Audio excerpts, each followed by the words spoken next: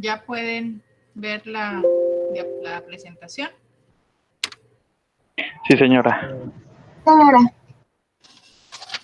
Bueno, este sistema es un sistema supremamente importante y es un sistema que va a estar en directa relación con el sistema cardiovascular, porque ya como ustedes muy bien vieron, el sistema cardiovascular se encarga de impulsar la sangre, de bombearla desde el corazón, las cámaras cardíacas, el lado izquierdo, hacia toda la economía del cuerpo, precisamente para llevar la sangre que contiene el oxígeno y los nutrientes necesarios para el desarrollo metabólico celular. Entonces, una vez que la sangre ha pasado a través de estos capilares arteriales y ha estado en íntimo contacto con estas células y les ha entregado el oxígeno, él va a recibir las sustancias de desecho y va a recibir un gas que es el dióxido de carbono, el cual hace parte fundamental o es un componente de este proceso metabólico y tiene que ser eliminado del cuerpo, y ese proceso de eliminación pues generalmente se va a dar precisamente es a través de la respiración o en su conversión a bicarbonato en presencia del agua, que sería el segundo mecanismo, o a nivel renal, donde también pues se va a unir al agua y va a terminar formando bicarbonato, y es la manera como, digamos, se elimina del cuerpo, pero en el sentido estricto de lo que representa la eliminación va a ser a través del sistema respiratorio. Entonces esa sangre es devuelta al corazón, va a llegar al corazón derecho a través de la vena cava superior, la vena cava inferior, y es a partir de este momento cuando pasa de la aurícula derecha al ventrículo derecho y se bombea a través de la arteria pulmonar, que es la única arteria que lleva sangre venosa, la cual se va a dividir en dos grandes arterias, la arteria pulmonar derecha, que va hacia el pulmón derecho, y la arteria pulmonar izquierda, que va hacia el pulmón izquierdo. Entonces, esta sangre que está siguiendo este recorrido desde las arterias pulmonares hacia las arteriolas y finalmente a los capilares pulmonares, esos capilares van a estar en íntima conexión con unas estructuras que se denominan los alvéolos, que son las unidades funcionales, porque es justo allí donde se va a dar ese intercambio gaseoso. Entonces va a pasar el oxígeno desde la respiración, que se encuentra en los alvéolos, a través de esta fina membrana o este pequeño espacio que se llama ese espacio alvéolo capilar, y va a ser entregado por diferencias de gradientes de presiones desde los alvéolos hacia la sangre, y de la misma manera esta sangre que ya hizo todo su recorrido por el cuerpo va a entregar el dióxido de carbono para que sea eliminado a través de la segunda fase de la respiración, que se denomina la expiración. Entonces el sistema respiratorio como tal tiene unas funciones. Entonces, estas funciones van a estar relacionadas precisamente con esa cantidad de oxígeno que debe ser entregado para suplir esas reacciones metabólicas, y al mismo tiempo esas mismas reacciones van a entregar el CO2, y este CO2 adicionalmente a lo que estábamos viendo va a producir un estado de acidez que puede llegar a ser tóxica para las células, y eso puede terminar lesionándolas, razón por la cual tienen que ser eliminadas de una manera rápida y eficaz, y son los tres mecanismos: a nivel pulmonar, que va a ser a través de la respiración; a nivel renal, en la combinación con el agua para formar el bicarbonato; y a nivel sanguíneo también con la unión en una reacción reversible con el agua para poder formar el bicarbonato. Los dos sistemas que contribuyen al aporte del oxígeno y a la eliminación del dióxido de carbono son el cardiovascular, como ya hicimos todo este repaso, y por supuesto el respiratorio. Y a nivel respiratorio, entonces, es el sitio donde donde va a tener lugar ese intercambio de gases, y de allí pues va a ser transportado. Cuando falla cualquiera de los dos, pues eso claramente se va a traducir en una falla orgánica importante que incluso puede llevar a la muerte del paciente, precisamente porque nosotros no sobrevivimos sin oxígeno más allá de 8 minutos cuando estamos en apnea, y les planteo ese escenario pues en salas de cirugía para pacientes sanos. La apnea el estado de apnea antes de que el paciente sea intubado puede durar como máximo 8 minutos. Ese tiempo se va a disminuir, en pacientes obesos o en pacientes gestantes o en pacientes que claramente tengan una función pulmonar alterada, por ejemplo los epocosos, o pacientes con patologías pulmonares como la fibrosis. Y ahorita, pues en presencia del COVID, la gran cantidad de pacientes que han padecido COVID, pues claramente van a tener una disfunción pulmonar que va a necesitar rehabilitación. Y en ese contexto, pues el tiempo de apnea se reduce de manera importante. Entonces, por un lado tendríamos esa situación y por el otro lado, pues si tenemos una falla en la bomba, en el corazón, secundario a un infarto, una insuficiencia cardíaca, una miocardiopatía dilatada por enfermedad chagásica o cualquiera relacionada, pues sencillamente no se va a dar de manera efectiva ese bombeo continuo y por lo tanto no va a llegar la sangre hacia los tejidos y las células no se van a beneficiar de la presencia de oxígeno y pues consecuentemente a nivel mitocondrial ya ustedes saben que tendremos alteración en esa central energética y se va a traducir finalmente en un daño celular irreversible, incluso la muerte celular. Entonces, el respiratorio realiza el intercambio de los gases y el cardiovascular se encarga de transportarlo. Cualquiera de los dos, pues ya sabemos que se va a traducir en la muerte del paciente. Además del intercambio gaseoso, el sistema respiratorio tiene una función muy importante y es precisamente la regulación del potencial de hidrogeniones, que ese es otro capítulo que veremos seguidamente al respiratorio, para que puedan pues entender y enlazar todos estos conceptos. Otra función importantísima, entonces sabemos que el respiratorio se subdivide en un respiratorio alto, un respiratorio bajo, y en el respiratorio alto pues vamos a tener el sentido de la olfacción. Adicionalmente permite, con la presencia de las vellosidades que tenemos dentro de las narinas, pues que se filtre el aire inhalado y una vez ingresa el aire, este se va a calentar, se genera una turbulencia en el aire y lo que va a facilitar pues de alguna manera su ingreso, pero también que ese aire, que generalmente puede ser muy seco y muy frío, no lesione la mucosa. También nos ayuda en la fonación, es decir, en la producción de los sonidos, y también a través de este sistema se va a generar una eliminación de agua y calor corporales a través del aire que exhalamos. Entonces, el proceso de intercambio de gases en el cuerpo va a tener tres componentes básicos. El primero de ellos es la ventilación pulmonar, ¿cierto? Entonces, es el proceso en el cual yo voy a estar respirando. Este, a su vez, podríamos dividirlo en la inspiración y en la expiración. Y hablaremos de una respiración externa, que va a ser el intercambio gaseoso que se va a dar una vez el aire atmosférico llega a los alvéolos pulmonares y pasa la barrera hematogaseosa, que sería a este nivel, pasa a los capilares sanguíneos, entregando el oxígeno y recibiendo el dióxido de carbono. Y la respiración interna entonces es la que se va a dar ya directamente a través de los capilares y las diferentes células en los diferentes tejidos. Rápidamente tenemos... En la respiración externa coloca alvéolos y sangre. ¿Por qué sangre? En los capilares. Ah, ok, gracias. Bueno. Anatomía, entonces tenemos nariz, faringe, laringe, la tráquea, los bronquios y los pulmones. Esa es la descripción más general. Entonces aquí tenemos la cavidad nasal, como pueden ver las fosas nasales, aquí tenemos las vellosidades, aquí vamos a tener todos los receptores olfatorios, por aquí más o menos queda la lámina cribosa del etmoides, y cuando veamos respiratorio se darán cuenta de que todas esas terminales nerviosas van a formar como unos cordoncitos que van a atravesar la lámina cribosa del etmoides hasta que van a formar pues el nervio olfatorio propiamente dicho, que va a pasar por aquí. Aquí tenemos entonces la cavidad nasal, por aquí van a estar los cornetes, ¿cierto? Seguimos por aquí, esta va a ser la faringe, ¿cierto? Aquí a nivel de la boca entonces tenemos la orofaringe, aquí sería la nasofaringe, aquí sería la orofaringe. Cuando abrimos la boca eso es lo que nosotros estamos viendo. Y aquí entonces vamos a tener que este conducto se va a dividir en dos, ¿cierto? Tenemos la laringe, que va a ir hacia los pulmones, y luego tendremos entonces la otra división que sería a este nivel, que nos daría el esófago, donde se va a continuar con el aparato digestivo. Entonces aquí tenemos la laringe, y en la laringe vamos a encontrar una estructura importante que se llama la glotis, que es una especie de compuertica. Por ahí ahora les comparto una foto, esperen, se las mando de una vez, que es una especie, Andrea, se las voy a pasar a ustedes en el chat de ustedes y ustedes la comparten, por favor. Listo, profe. Esa es de una intubación con videolaringoscopio. Estamos estrenando videolaringoscopio en el hospital, entonces hice una intubación en estos días para estrenarlo, entonces para que más o menos nos ubiquemos. Vamos a ver si la tengo por aquí a la mano rápido. Bueno, ahorita con COVID nos vamos a dar mucho gusto aprendiendo muchas cosas. Ahí se ve que yo la borré, no creo.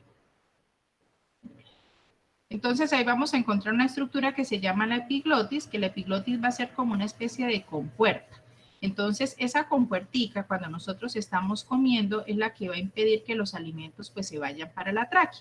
Entonces ella se cierra en el momento de la deglución para facilitar, oye sí creo que la borré, para facilitar entonces, para impedir que los alimentos pasen a la tráquea y de esa manera entonces sigan su tránsito hacia el aparato digestivo. Más adelantico de esta estructura nosotros vamos a encontrar otra estructura muy importante que se van a denominar las cuerdas vocales, que van a tener la forma como de una V invertida.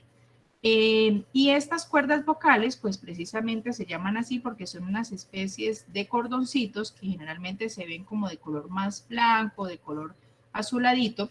Y estas cuerdas vocales, pues van a permitir la fonación. Cuando uno hace una aproximación a la vía aérea, que prometo mostrarles una intubación, voy a hacer un video de intubación para que ustedes puedan verla en vivo y en directo, hacia adentro uno alcanza a observar los anillos traqueales. Entonces, la tráquea está compuesta por una serie de anillos cartilaginosos y va a llegar un punto, aquí tengo una, no se ve tan bonita, pero esta es la que les voy a mandar.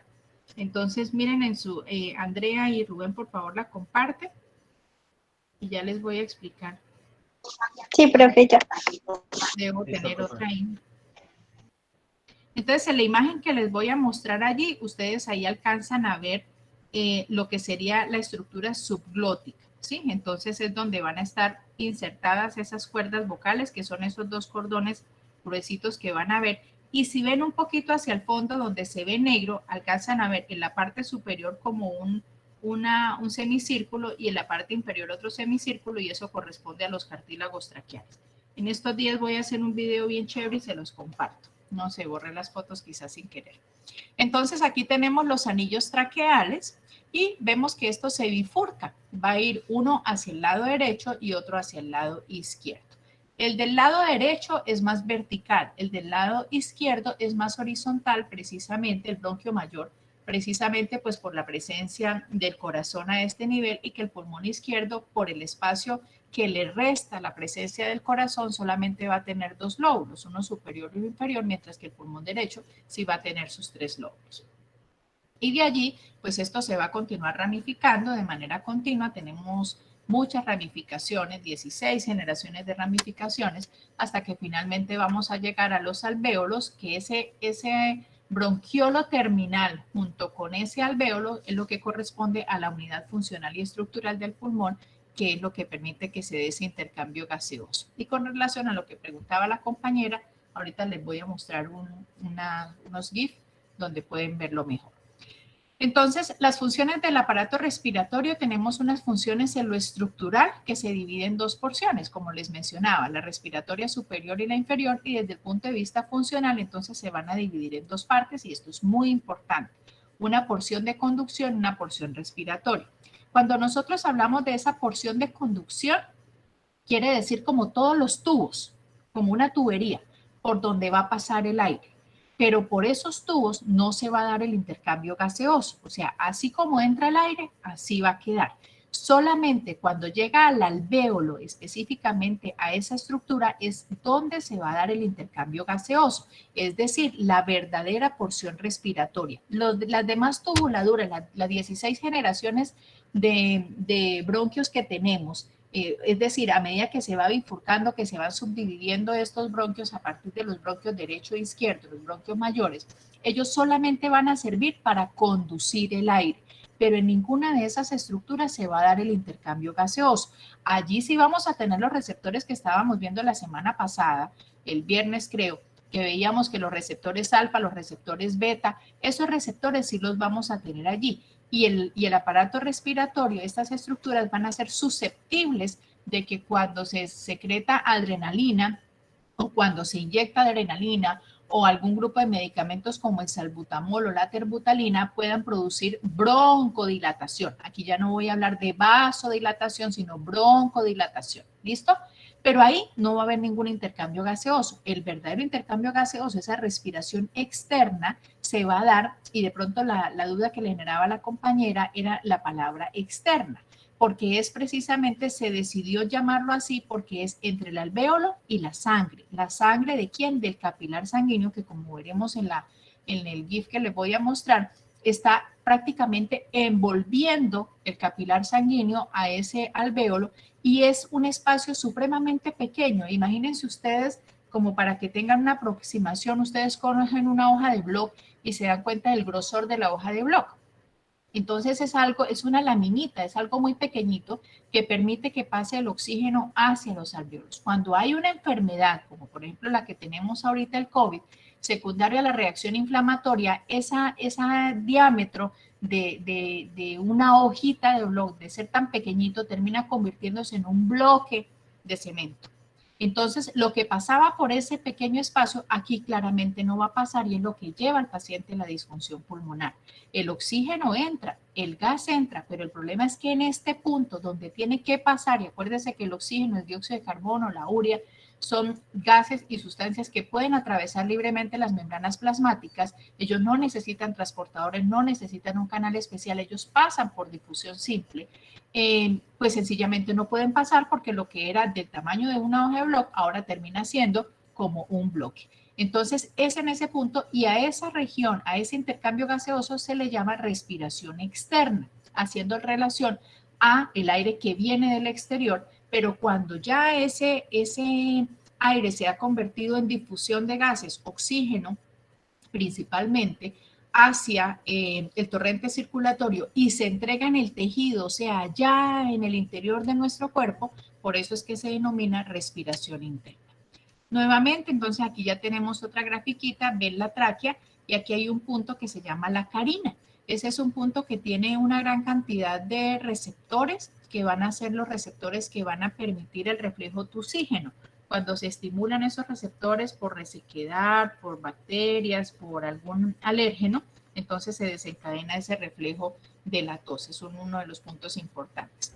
Aquí en esta gráfica no se ve tan bien que el bronquio izquierdo es un poco más horizontal. Aquí están casi simétricos, pero observan ustedes entonces los bronquios mayores derecho e izquierdo y ellos entonces empiezan a ramificar. Aquí en este lado pues tendremos tres primeras ramificaciones que será el bronquio principal superior, el medio y luego el inferior. Por aquí tenemos algo que se llama las língulas y de este lado entonces tendremos dos bronquios principales para el superior y para el inferior. Para poder nosotros entender todo lo de este sistema respiratorio, tenemos que partir de algo y es precisamente entender los gases. ¿Cuánto es la presión atmosférica? ¿Quién me dice? 760 milímetros de mercurio. ¿Y en Cúcuta cuánto es?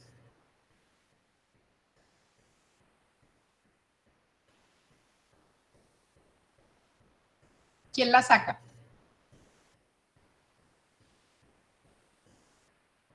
¿720, profe? ¿Cómo la sacaste? Pues hay que tener en cuenta, pues con una regla de 3, hay que tener en cuenta la altura sobre el mar que tiene a la que está Cúcuta. Yo les voy a enseñar la forma más compleja, pero sí, señor. Entonces, fíjense que no es que estemos tan, pero si nos vamos para mi pueblo, que es Lourdes, pues allá la altitud es otra y la presión atmosférica va a ser otra. Y eso es importante para tenerlo ahí en mente cuando hablamos de más de las alturas. Entonces, es importante que nosotros primero hablemos de la atmósfera. ¿Cuál es la composición del aire atmosférico? Nitrógeno, oxígeno, no recuerdo el dato exacto, ya lo busco. El oxígeno, si no estoy mal, es el 2% de la atmósfera. ¿Cuánto? El 2%, si no estoy mal. ¿Quién habló? No, el oxígeno es un 21% ¿Quién habló? aproximadamente. El 2% porque esa se murió ya. Sí, es Pues la del nitrógeno era 78, que 78. era la mayor cantidad de nitrógeno. Oxígeno es del 20%. 20.9. Por eso decimos sí, que... Ajá. Y también de dióxido de carbono 0,04. ¿Y argón y helio? De argón el 0,93. ¿Y helio? Otro poquitico. Bueno. No me acuerdo. Bueno, esas son cantidades insignificantes realmente. Y tenemos vapor de agua. Entonces, esa composición del aire atmosférico es muy importante porque, como ustedes se dan cuenta, la mayor cantidad de gas que tenemos es el nitrógeno. O sea que cuando nosotros respiramos, yo estoy respirando 78% de nitrógeno y solo un 20.9% de oxígeno. Ahí tenemos algo supremamente importante para poder entender por qué le pongo a un paciente oxígeno al 100%, por qué le pongo al 28% cuando le pongo una cánula nasal. Y eso depende de la cantidad de litros de oxígeno que yo le esté poniendo para ese aporte. ¿Listo? Entonces, a diferencia de los líquidos, los gases se van a expandir. En el cuarto donde están ustedes ahorita hay una cantidad de aire, hay una cantidad de gas y ellos se van a expandir según el volumen que esté disponible para ocuparse. Entonces, ese volumen va a estar dado por ese número de moléculas gaseosas, es decir, en el ambiente donde ustedes están van a tener una cantidad de gas, pero ese gas va a tener la misma concentración del aire atmosférico. ¿Listo? Siempre y cuando se mantenga la temperatura constante y la presión de ese cuarto o de esa región sean constantes, independientemente de la composición del gas. Ese es uno de los principios más básicos y más importantes cuando uno habla de los gases. Para la característica que nosotros, o para el tema que estamos tratando hoy, que es el gas atmosférico, entonces, de acuerdo a esa composición atmosférica, pero independientemente a ella, la cantidad de volumen ocupado por esas moléculas gaseosas, siempre y cuando la temperatura y la presión sean las mismas, él se va a expandir en ese espacio que se encuentre disponible. De tal manera que la presión ejercida por cualquiera de esos gases, estaba hablando de nitrógeno, de oxígeno, de helio, de argón, principalmente, y dióxido de carbono, cada uno de ellos va a tener algo que se llama la presión parcial, porque es la presión del oxígeno, la presión del nitrógeno, la presión del dióxido de carbono, la presión del helio, la presión del argón. Pero todos ellos en conjunto, ¿qué me van a dar? La presión total de ese gas que está contenido en determinado espacio. Entonces, la presión ejercida por cualquier gas en una mezcla de gases, es decir, la presión parcial para todos y cada uno de ellos, va a ser igual a la presión total multiplicada por la fracción de la cantidad total de gas que representa. Por eso les decía que aquí vamos a hacer algo más complejo que la regla de 3 que nos sugirió el compañero.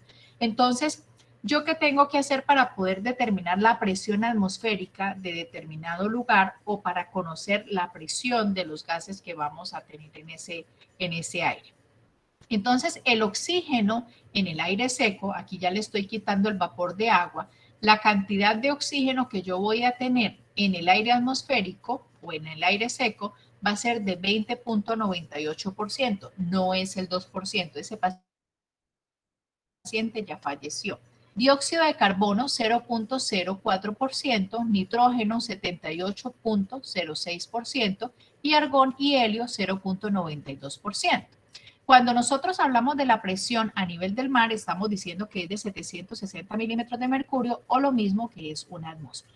Entonces, como yo estoy en Cartagena, Barranquilla, Santa Marta o San Andrés, qué envidia por los que están allá, yo voy a multiplicar la fracción. Miren que estaban diciendo, la presión parcial es la presión total multiplicada por la fracción de la cantidad total. ¿Y la presión total cuál va a ser? A nivel del mar, 760 milímetros de mercurio, multiplicada por la fracción de la cantidad total del gas que representa. Entonces, la presión total, 760 milímetros de mercurio, por la fracción. Yo había dicho que era 78.6, pero la fracción es 0.786. Lo multiplico y eso me va a dar la presión. ¿De quién? Del nitrógeno en ese gas seco, que es de 597 milímetros de mercurio. El oxígeno, al nivel del mar, la presión total de la atmósfera es de 760 milímetros de mercurio, multiplicada por su fracción, que es 0.209, me va a dar 158 milímetros de mercurio. Este valor es un valor importante para que lo tengan ahí en la cabecita. Aquí le metimos el vapor de agua. Entonces decíamos que era 0.004 por 760, 3 milímetros de mercurio. El dióxido de carbono, 0.3 milímetros de mercurio. Y los otros gases, donde incluimos el argón y el helio, nos van a dar que ellos van a aportar una presión a esa mezcla de gases de 5 milímetros de mercurio. Y entonces ya sabemos de dónde salieron los 760 milímetros de mercurio.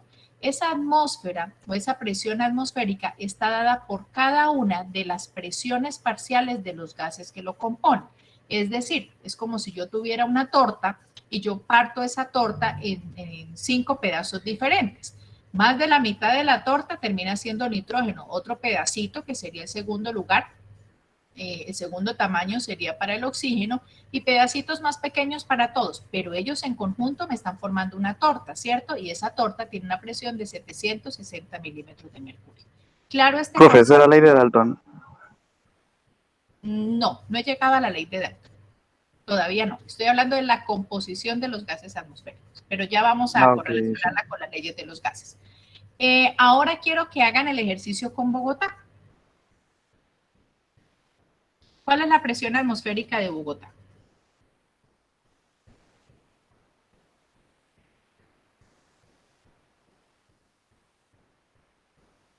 Busquen, por favor.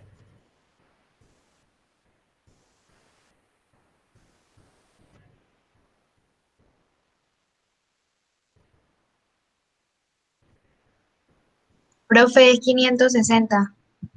Muy bien, 560. Entonces, 560 milímetros de mercurio.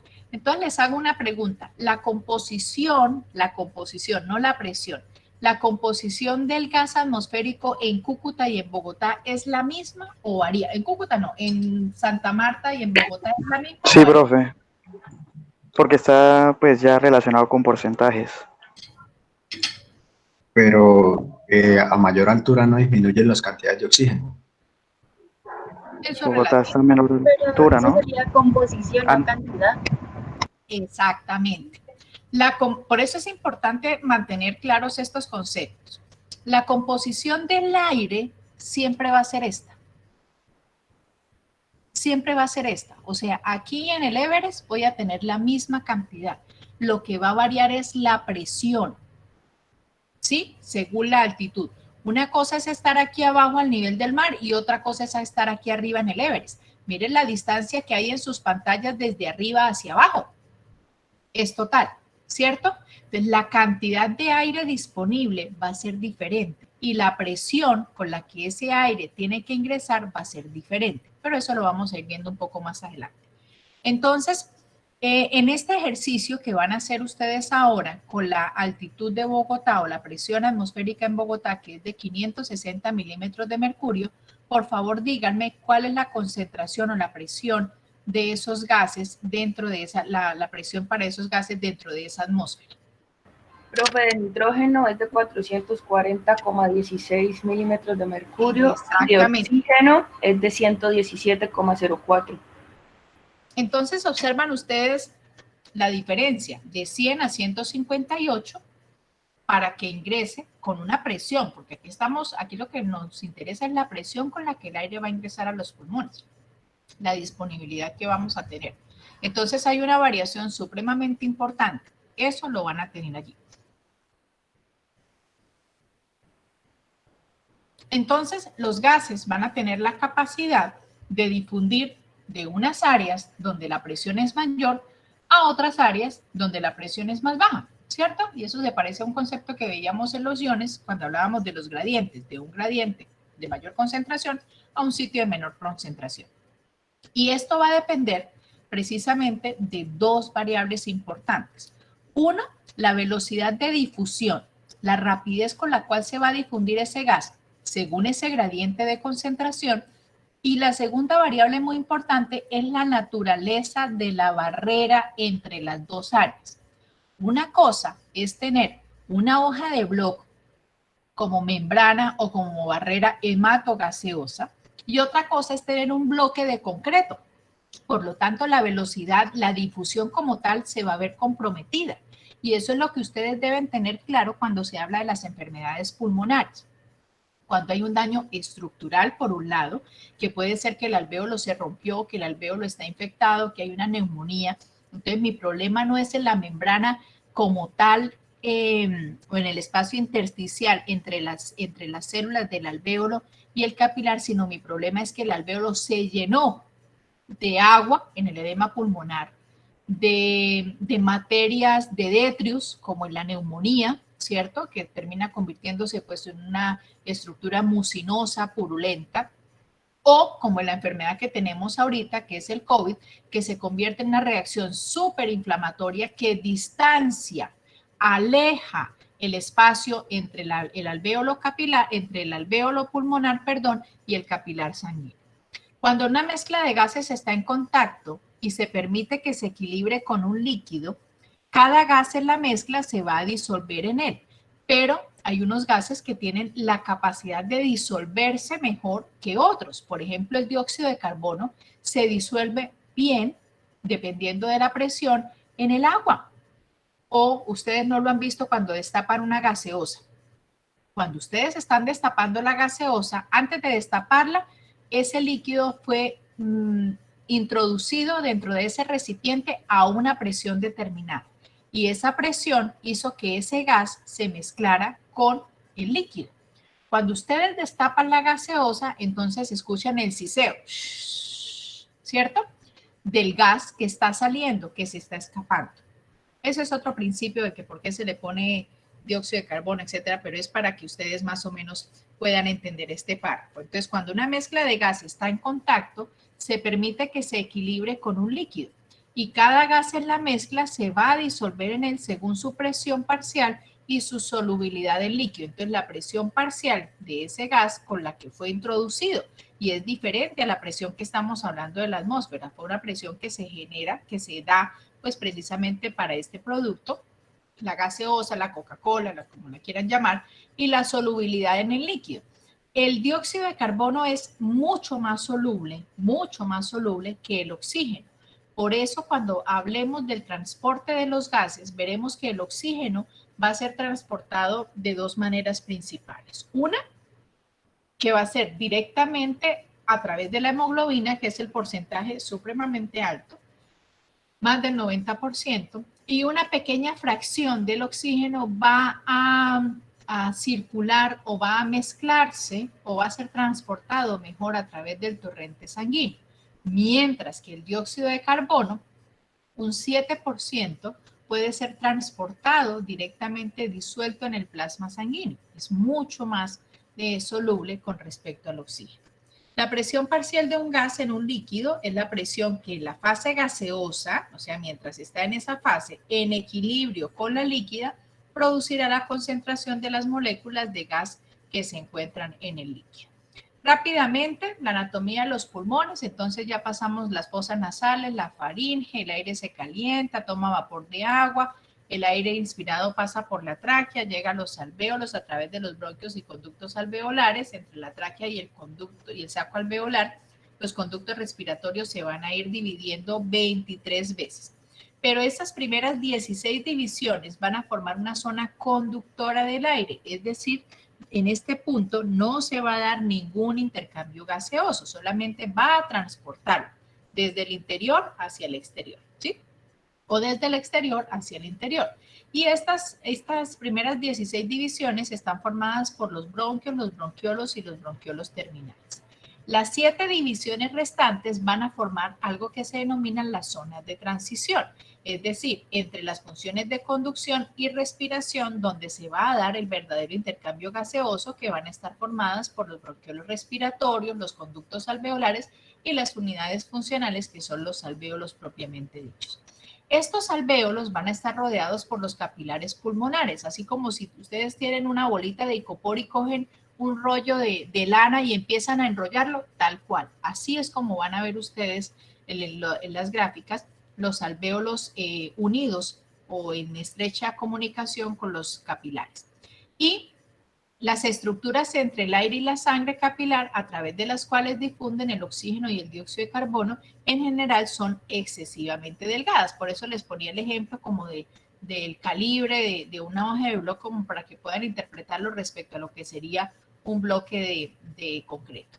300 millones de alvéolos, y el área total de las paredes alveolares en contacto con los capilares es cercana a 70 metros cuadrados en ambos pulmones. Los alvéolos entonces van a encontrarse tapizados por dos tipos de células que se llaman los neumocitos. Los neumocitos tipo 1 van a ser células planas que van a tener unas prolongaciones grandes citoplasmáticas y van a ser las células de revestimiento. Estas van a ser las células que van a dar origen a otras células, van a ser las células madre, las tipo 1. Mientras que las tipo 2 van a ser células mucho más grandes, ya son células como más bien cuadraditas, van a contener numerosos cuerpos laminares y ellas característicamente se van a encargar de la producción de una sustancia que se denomina el surfactante.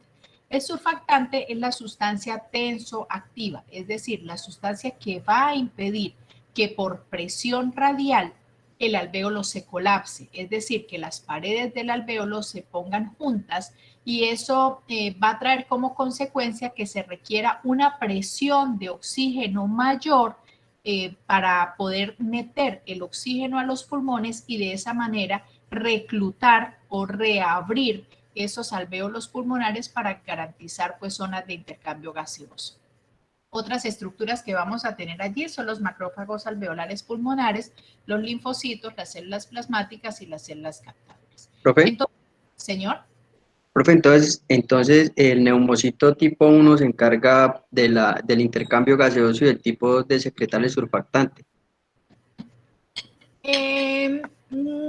Bueno, puedes manejarlo así, pero pues realmente van a ser células más de soporte, van a ser células que van a dividirse y van a mantener la estructura del alvéolo, porque realmente el intercambio gaseoso se va a dar a través de esas pequeñas hendiduras que van a existir y van a pasar esa membrana alvéolo capilar. De hecho, el número de neumocitos tipo 1 va a ser increíblemente mayor respecto a los tipo 2, pero los tipo 2, aunque en números sean más reducidos, pues tienen una función fundamental y es la de producir el surfactante. Bueno, en esta gráfica ustedes aquí están viendo un corte histológico y ustedes ven un bronquiolo terminal. Esto que ustedes ven acá va a ser el espacio intersticial, ¿sí? Esto va a ser, aquí observan ustedes una vena y ahí vemos cómo se van a ir bifurcando y ramificando esos bronquiolos, ¿cierto? Hasta aquí teníamos esa zona de conducción, aquí empieza la zona de transición. Y esta zona pues, de transición también recibe el nombre de los bronquiolos respiratorios, porque aquí ya observamos el conducto alveolar y aquí observan ustedes los diferentes sacos alveolares, que sería lo mismo que tendríamos aquí, el bronquiolo respiratorio, y ven ustedes en rojito cómo esos capilares sanguíneos van a estar rodeando absolutamente todos esos alvéolos pulmonares y es lo que va a permitir, miren ustedes el grosor que se nos presenta en esta gráfica, para poder permitir ese intercambio. Entonces aquí tenemos los neumocitos tipo 1 y los neumocitos tipo 2 tapizando el interior de esos alvéolos. Otro punto importante es que estos alvéolos no van a estar solamente separados como lo observan ustedes acá, sino que hay unos poros entre uno y otro alvéolo que se denominan los poros de Kohn. Y esos poros de Kohn, una vez el aire ingresa por aquí, y llega a este alvéolo de manera simultánea como el aire sigue pasando por este espacio, por este corredor alveolar, el aire que está aquí pasa a través de los poros de Kohn a este alvéolo y a este alvéolo y a este alvéolo de tal manera que se van a equilibrar rápidamente las presiones y la cantidad, por supuesto, de gas que va a estar dentro de los alvéolos facilitando ese intercambio gaseoso. Aquí tenemos entonces un esquema de un neumocito tipo 2. Aquí observan ustedes los cuerpos laminares, aquí pequeños fosfolípidos, porque es que el agente tensoactivo va a estar compuesto por fosfolípidos. Ahorita vamos a ver en mayor cantidad. Entonces, observan ustedes acá la estructura de esta célula. Vamos a tener pues mitocondrias, por supuesto, porque necesitan ellas mismas el oxígeno para poder cumplir su propia función. Aquí vemos un retículo, un aparato de Golgi. Vamos a tener también retículos endoplásmicos. Vemos la colina, los aminoácidos, todo lo necesario pues para poder dar lugar a la formación de esa sustancia tensoactiva que va a tener finalmente 4 subproteínas que son la A, la B, la C y la D, y cada una de ellas con una función importante. Aquí esta gráfica en lo personal me gusta mucho. Miren ustedes el tamaño de la célula tipo 2. Entonces aquí tenemos estas células de recubrimiento alveolar. Miren la célula tipo 1 cómo nos la grafican, como una célula increíblemente grande, ¿cierto? Y ven ustedes acá donde tenemos el intersticio, que es ese pequeño espacio que hay entre el alvéolo y el capilar sanguíneo. Entonces el oxígeno tiene la capacidad de atravesar desde el interior del alvéolo hacia estos pequeños espacios que observamos acá, que es el intersticio, pasando directamente hacia el torrente circulatorio. Y observan ustedes acá en esta estructura, entonces estas células grandes con estas prolongaciones que vamos a tener acá, unos cuerpos laminares que van a ser los que se van a encargar en conjunto de la producción del surfactante. Y ven ustedes que es el surfactante, es esto blanquito que están viendo acá, ¿sí? Lo amarillo corresponde al neumocito tipo 1 y observan ustedes el surfactante. ¿Qué pasa cuando hay un proceso infeccioso? Eso que llamamos en la clínica como una neumonía o una reacción inflamatoria o lo que estamos viviendo ahorita pues con COVID.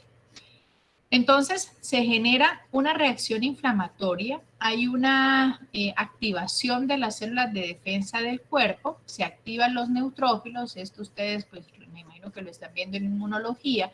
Entonces empiezan a secretarse una cantidad de sustancias como los leucotrienos, sustancias oxidantes, factor de necrosis tumoral, que por aquí lo estábamos viendo. Aquí tenemos factor de necrosis tumoral alfa, las interleuquinas 1 y 6, que son las que hemos visto que están tan relacionadas con este proceso inflamatorio. Y vemos acá también como los macrófagos alveolares, que también aquí lo tenemos, pues empiezan a activarse y empiezan a su vez a secretar más factor de necrosis tumoral alfa y interleuquina 8. Y entonces esto genera una destrucción de las células. Observen ustedes que ya se pierde la característica que tenía acá de la célula tipo 1 y tengo una célula necrótica, una célula apoptótica y una cantidad de detrios celulares que su presencia van a generar mayor reacción inflamatoria.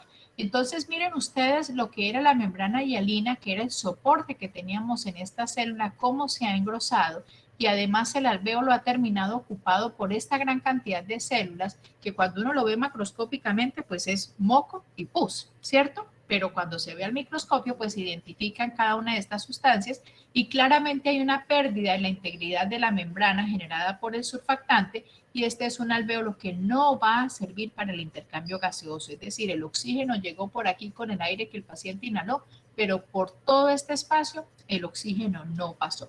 Y si ustedes miran el espacio intersticial, también se vio tremendamente alterado. Vean ustedes los fibroblastos, vean ustedes las formaciones de esos espacios gap, ¿cierto? O esas uniones, lo que va a facilitar, mire, aquí había una integridad del capilar sanguíneo, pero esa reacción inflamatoria también se va a traducir en una alteración de la permeabilidad del capilar sanguíneo, y eso va a traer como consecuencia escape de líquido desde el torrente circulatorio, lo cual va a aumentar aún más este espacio intersticial, impidiendo de manera más fuerte el paso del oxígeno y no alcanza a llegar al torrente circulatorio. Aquí ustedes observan pues la cantidad de células inflamatorias y de reacciones que se van a estar dando en este espacio, y el resultado final vamos a tener hipoxia, es decir, el paciente sí respira, tiene la vía respiratoria superior y hasta este punto íntegra, el aire llega, el oxígeno llega a la concentración que ustedes quieran, pero cuando uno le pone presión al oxígeno que le está dando al paciente, es decir, salte del 0.21, que era el que estamos respirando todos en este momento, a que el paciente empezó a desaturarse, empezó a cursar con algo de dificultad respiratoria, entonces ya le puse la cánula nasal, la cánula que tenía un flujo al 28%, ya no me sirve, entonces me voy a una mascarita que se llama el Venturi, Se lo pongo al 35 y el paciente no mejora, sigue con una mala mecánica ventilatoria, con dificultad respiratoria, la saturación tampoco mejora, está alrededor de 92, de 90%. Ese FiO2 que le estoy metiendo al 35% no está consiguiendo intercambiarse por aquí, se lo pongo al 50%, nada, se lo puse al 60% con una máscara no reinhalación, que es la última herramienta que nosotros tenemos, y le hicimos unos gases arteriales al paciente, es decir, tomamos una muestra de esta sangre, ¿cierto? A nivel radial, pero me va a decir, mire, aquí lo que yo le voy a mostrar es cuánto oxígeno tengo aquí, la presión de oxígeno. Ese número que estábamos allá viendo de 158 es un número al cual es un número que les dije que debíamos tener en cuenta porque yo cuando le tomo una muestra de gases a un paciente que está en Cartagena sano, probablemente me va a mostrar la presión parcial del oxígeno que va a estar alrededor de 150, ¿cierto? Entonces eso se correlaciona con la cantidad de oxígeno que está ingresando al torrente circulatorio. Pero en este paciente, cuando yo le tomo una muestra de gases arteriales buscando analizar la presión parcial del oxígeno, me va a decir que la tengo en 60. Y entonces cuando yo divido, vamos a sacar una PAPI aquí, les estoy diciendo que el paciente está con un FiO2 al 60 y que tiene una PAFI de 60, que está re mal, dividido entre 0.60. Profe, en esos casos también se podría hacer una ECMO, ¿no? Usted está muy avanzado. Como siempre. Por 0.21 menos 380. Sí. Entonces el paciente lo tengo con un flujo de oxígeno al 70% en una máscara no de reinhalación. Ay, perdón. El paciente tiene una presión parcial de oxígeno de 70 dividido por 0.70, que eso es lo que lo tengo, me dice que tiene una PAFI de 60. Está como digo yo, no mentiras, a usted no les puedo decir como digo yo. Está muy mal. Está muy mal ese paciente y entonces ese paciente vamos a tener que intubarlo. Porque si ya no el suministro de oxígeno que yo le estaba dando pasé del 28 al 35, del 35 al 50 y del 50 al 70 y el paciente sigue mal, es decir, ese 70% es la presión con la que yo estoy metiendo el oxígeno acá, haciéndole presión para ver si logro atravesar todo esto. Claramente no, claramente no. Entonces, ¿qué es lo que le toca a uno finalmente? Pues intubar al paciente para meterle una presión al 100%, es decir, a todo lo que saltamos del 0.21 al 1, que era lo que respirábamos al ambiente, al 1. La ventilación mecánica es lo más antifisiológico que hay, pero es lo único que tenemos y lo que salva vidas. Entonces, lo que estamos buscando es meter con presión el oxígeno para que pueda atravesar, si es que puede atravesar todo esto. ¿Listo? Eso es lo que hacemos. Bueno, después hablamos de ley. Y al meter con presión ese oxígeno, ¿qué traería como consecuencia? Oxigenar el paciente. Pero digamos, eso se hace por personal entrenado. Para eso están los fisioterapeutas respiratorios que han estudiado 5 años eso. Han estudiado esta fisiología respiratoria y van a tener en cuenta fuerzas como la elasticidad, como la elastancia, la distensibilidad de los alvéolos, de la caja torácica, toda la cantidad de presiones que se manejan, para que el FiO2 solamente es uno de los parámetros, es solamente uno, pero se manejan 15, 20 parámetros para garantizar precisamente que a presiones tan altas no se ocasione algo que se llama el barotrauma, que es la ruptura por presión de los alvéolos, que claramente se puede presentar, o el volutrauma, excesivo volumen dentro del pulmón que puede romper, dañar las estructuras porque claramente le estamos metiendo una presión. Entonces, todo eso se hace cuidando todos los parámetros que tenga y todas las variables que nos arroja la mecánica ventilatoria del paciente. Cada paciente es individual. La programación de un ventilador no se hace como una receta de cocina, 250 gramos de mantequilla, 100 gramos de queso y 8 gramos de polvo de hornear. No. Hay parámetros que pueden ser similares, pero se ha tenido en cuenta precisamente las características de la pared torácica de ese paciente, las presiones de ese paciente, la distensibilidad y la elastancia de las estructuras, pues para que esa presión con la cual se está ingresando el gas no termine haciendo más daño que beneficio. Sigamos. Entonces, Profe, disculpa. Señor. Profe, ¿y eso de la respiración extracorpórea me lo puedes explicar mejor? O sea, ¿tiene relación con lo que estamos hablando ahora? Bueno, entonces lo que hace el ECMO, ese ya es el último eslabón. Lo que hace el ECMO es a través de unas canalizaciones venovenosas que se le hacen al paciente, como en cirugía cardíaca, se busca aislar el pulmón. Es decir, como el pulmón está tan comprometido y no está cumpliendo su función, que es la del intercambio gaseoso, se necesita restablecer su función y hay que dejarlo descansar. Y la única manera de dejarlo descansar es precisamente no poniéndolo a trabajar de la misma manera, pero ese no poniéndolo a trabajar de la misma manera trae como consecuencia que el paciente no se oxigene y se va a morir.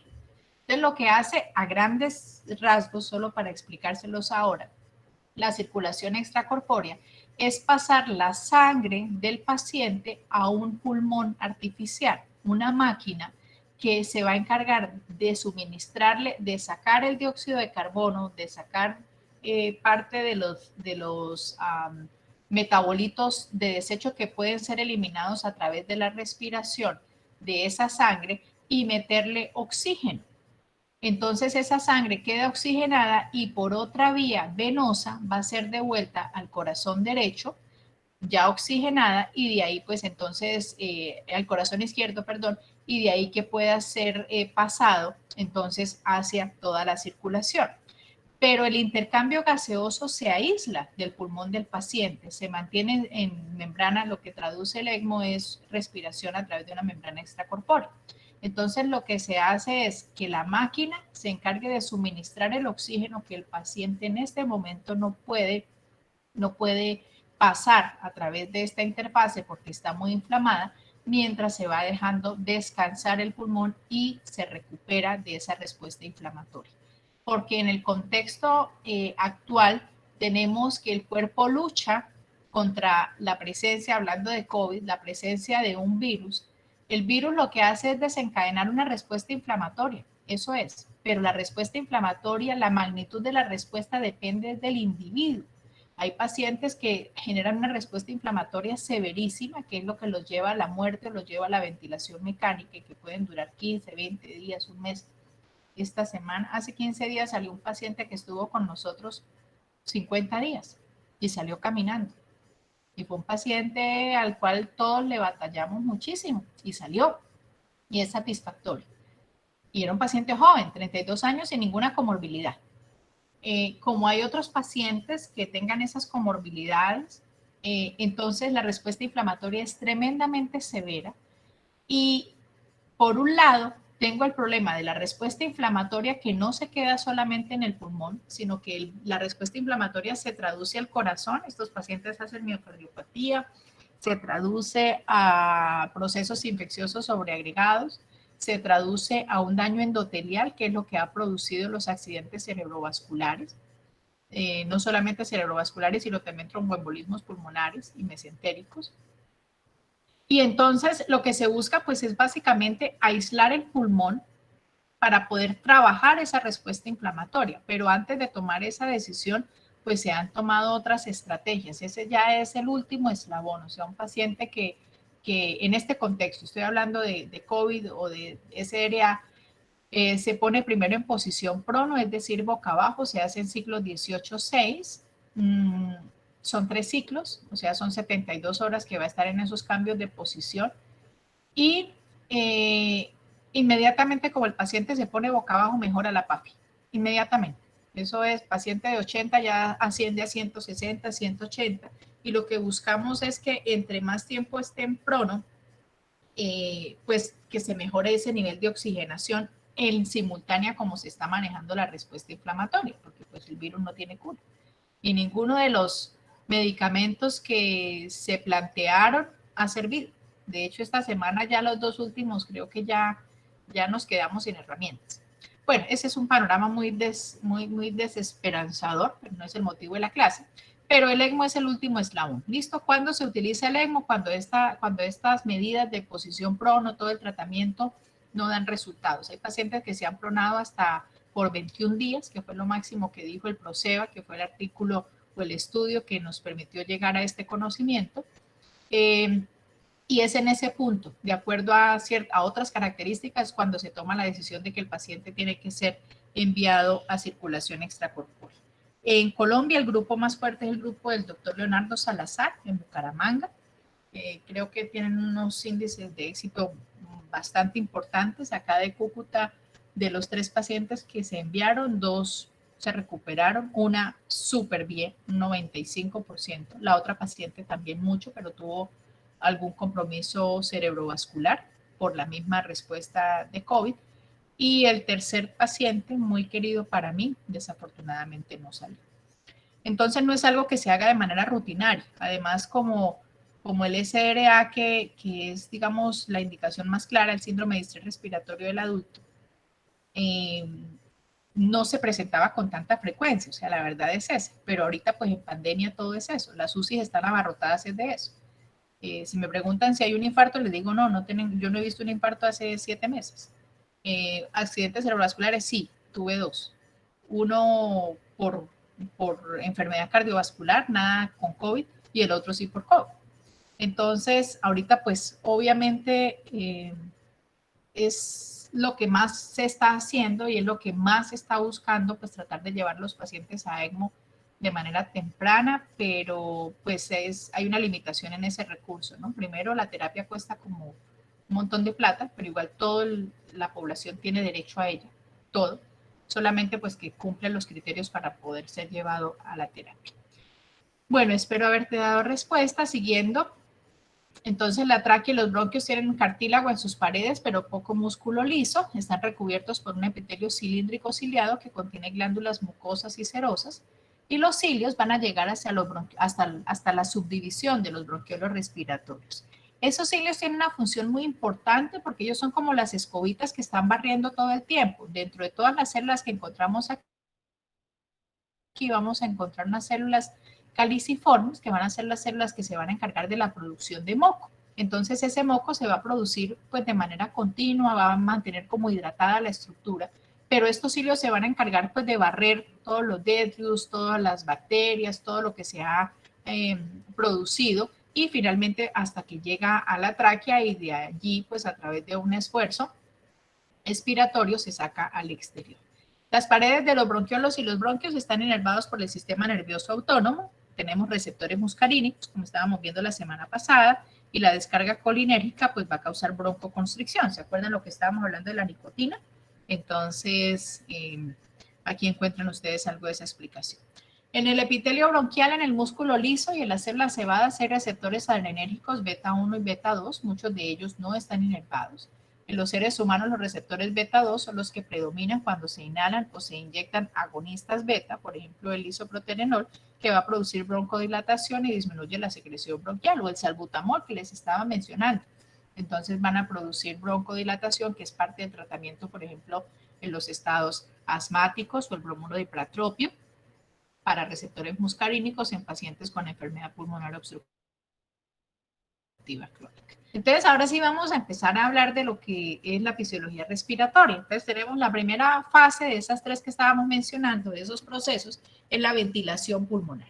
Entonces, la ventilación pulmonar va a ser ese proceso de intercambio gaseoso y que tiene 3 pasos fundamentales. La ventilación pulmonar, en la inspiración, entonces yo tomo el aire, ¿cierto? Por diferencia de presiones que veremos desde la atmósfera hacia los alvéolos pulmonares, y la expiración, es decir, sacar el aire hacia el exterior, ese aire que va a pasar finalmente a la atmósfera y finalmente desde los alvéolos pulmonares. En la segunda de estas fases, entonces, tenemos la respiración externa, como les estaba diciendo, y la tercera de ellas va a ser la respiración interna. En la ventilación pulmonar, entonces, el aire que está en la atmósfera va a fluir hacia los alvéolos gracias a unas diferencias de presión alternantes. Eso es importante tenerlo en cuenta, no son tan fijas, sino son variantes, creadas por la contracción y relajación de los músculos respiratorios. Y la velocidad del flujo aéreo y del esfuerzo necesario para la ventilación van a ser influidos también por esa tensión superficial alveolar, es decir, la que se va a generar por la mayor o menor presencia de esa sustancia tensoactiva que se llama el tensoactivo, el surfactante. La distensibilidad, lo que les estaba explicando hace un momento, es decir, esa compliance, esa capacidad que tengan el pulmón de distenderse a un máximo, y la resistencia de la vía aérea, es decir, la resistencia que le ofrezcan los conductos al paso del aire en la expiración o en la expiración. ¿Cuáles son los cambios que se van a dar de presiones durante la ventilación pulmonar? Entonces partimos del hecho de que la presión en la atmósfera es de 760 milímetros de mercurio. Para que el aire se pueda desplazar, estábamos viendo de que habían unas variables, ¿cierto? Una de ellas era un gradiente, una diferencia de un gradiente de presión, y que esa diferencia tenía que ser para que fluyera de un sitio de mayor presión a un sitio de menor presión. Entonces, el aire que está en la atmósfera solamente va a ingresar a los pulmones cuando la presión del aire dentro de los pulmones es menor que la atmosférica, es decir, cuando se crea esa diferencia de presión entre el aire, entre la atmósfera y entre los pulmones, el aire puede pasar de un sitio de mayor gradiente o mayor concentración a un sitio de menor concentración, y ya vamos a ver cómo es que se genera esa diferencia de presión o de gradiente. Y de la misma manera, para que el aire pueda salir desde los pulmones hacia el exterior, tiene que haber esa diferencia de presión, tiene que crearse para que pueda salir desde los pulmones hacia la atmósfera. En las fases de inspiración y expiración se van a generar unos cambios importantísimos, tanto a nivel de la pared torácica como tal, las costillas, el diafragma, como en los pulmones propiamente dichos. Tanto los pulmones como la pared torácica, todas las estructuras que la componen van a ser estructuras elásticas. Es otra de las características importantes. Distensibilidad, elastancia.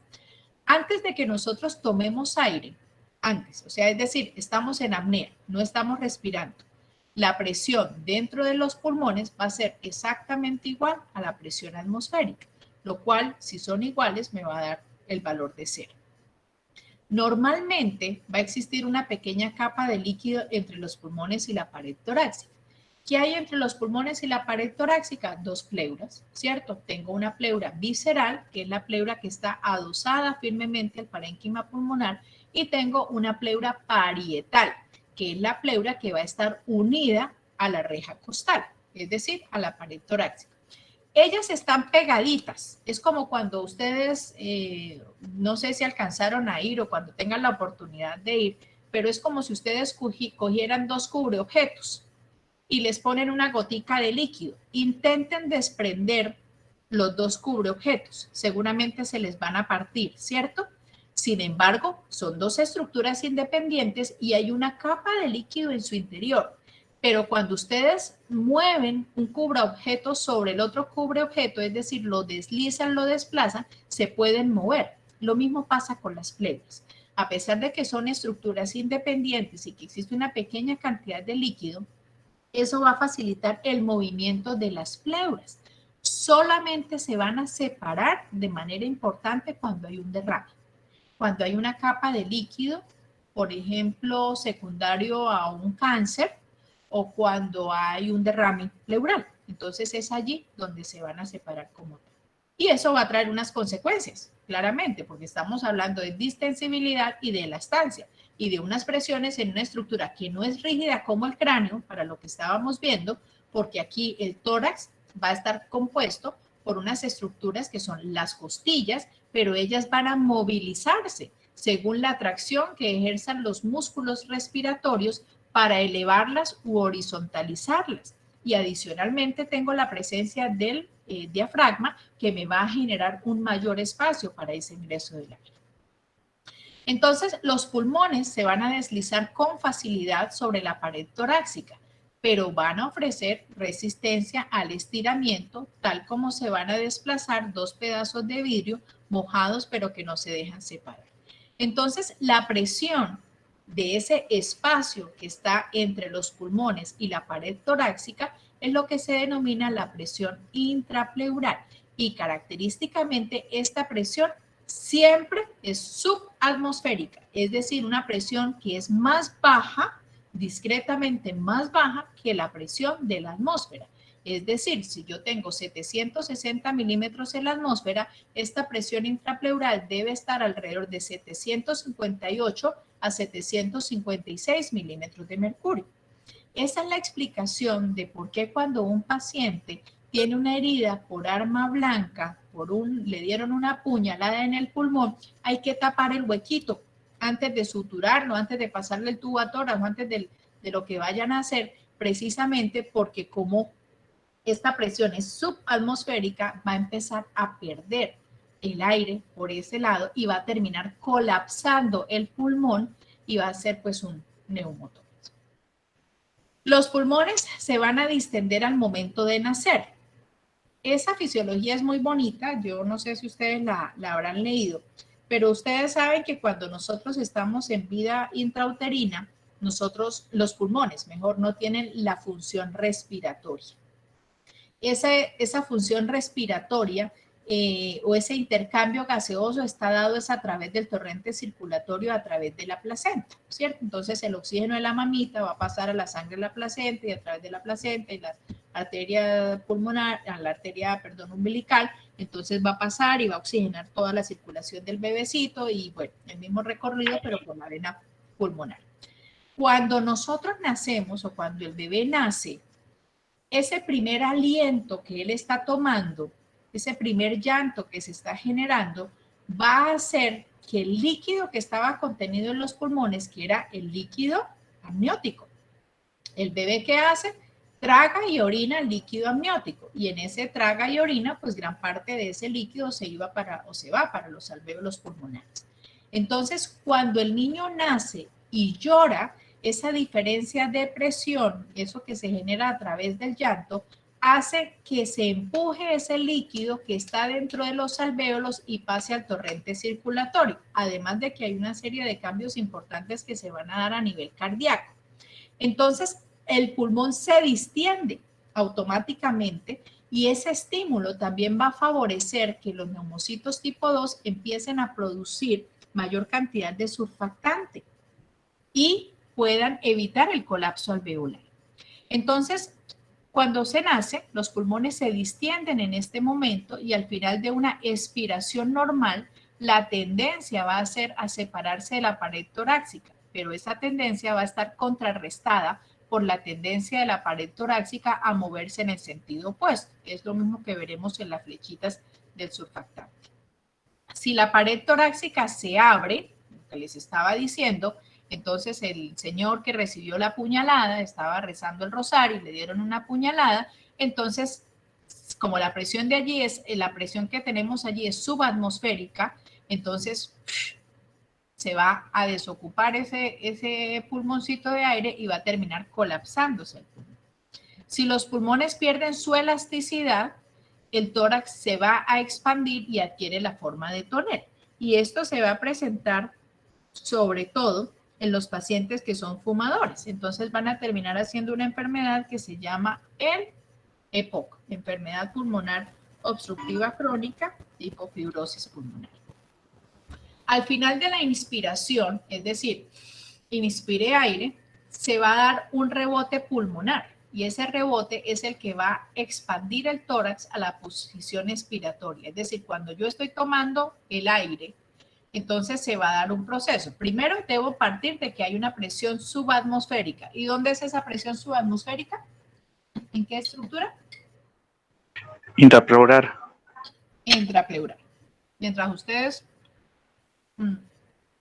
responden mis preguntas, yo voy almorzando aquí rapidito. Profe, una pregunta, algo que se podría asemejar al colapso, por ejemplo, de los pulmones y todo eso, podría ser, por ejemplo, cuando se va, bueno, en el libro decía que en capítulos anteriores, que cuando se va a hacer como una intervención quirúrgica y sin querer se abre el seno sagital superior en la cabeza, se genera como una embolia gaseosa, eso por los cambios de presiones, ¿sí? Es lo mismo, eso es una tragedia. Y eso es una tragedia, pero si lo vas a correlacionar, sí, más o menos puede ser así. Ok, profe.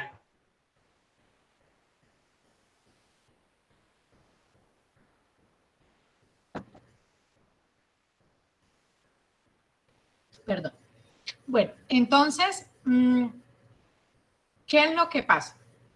Cuando nosotros estamos tomando el aire, estoy en apnea primero, 760 adentro y 760 afuera, en Cartagena. Cuando nosotros estamos tomando el aire, para que se pueda dar esa diferencia de presión significativa para que en principio lo que estábamos viendo haya ese gradiente, se vaya a crear ese gradiente, tiene entonces que haber un aumento del volumen, ¿cierto? Porque si el volumen, el área a donde tiene que ingresar el aire no cambia, pues la presión no se va a generar el gradiente. ¿Sí me hago entender? No se va a generar. Entonces necesitamos cambiar el volumen, es decir, ampliar el volumen del área o del recipiente al cual va a ingresar ese aire. Y esa área, ese volumen, es la caja torácica, los pulmones. Entonces, para poder ampliar ese volumen y que ingrese el aire, en la fase de la inspiración se va a generar un movimiento del diafragma. En cada respiración el diafragma desciende 1 centímetro, pero cuando yo hago una inspiración forzada, como por ejemplo cuando me voy a sumergir en el agua, puede incluso descender a 10 centímetros. Entonces ya tengo un área adicional. 1 centímetro parecerá poco, pero es muy importante ese centímetro en área, en volumen. El otro movimiento que se va a generar para ampliar ese volumen es la tracción de las costillas, ¿cierto? Normalmente las costillas están como hacia abajo, ¿sí? Están los arquitos hacia abajo. Cuando se inspira, entonces se genera la contracción de los músculos intercostales, los cuales se encargan de alar las costillas, jalar las costillas. Literalmente eso es lo que hacen, con lo cual se horizontalizan las costillas y eso genera una amplitud en la caja torácica.